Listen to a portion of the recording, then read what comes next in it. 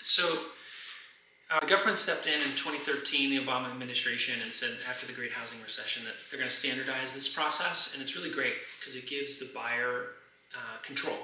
It gives the buyer the consent to move the loan, at least the loan and the borrowing process from banks into the borrower's hands.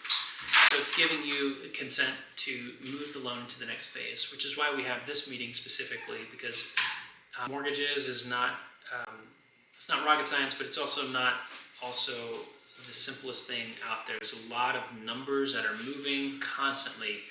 It's like the helix of the universe. Like the sun is just moving and everything else is around it. It's just constant, and everything's moving at the same time. It's like, okay.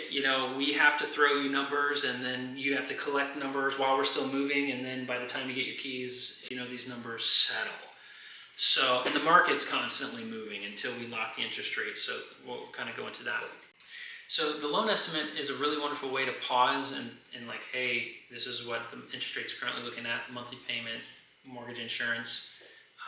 And then, so the first page is all about your monthly payment, a loan, and the type of loan. So there's costs that we're overestimating. And my goal here, Jessica, is that here at this stage in evolution of the home buying process, you're here and that these numbers go down by the time you get your keys.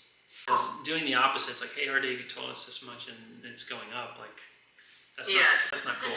So we'll go into page 2 and I'll point out to you what is solidified currently and what's still moving. And then at the end of page 2, we'll run like a rough idea on what you will be expected to bring and write a check for at the end of the transaction. So we'll kind of dial in that number as best as possible.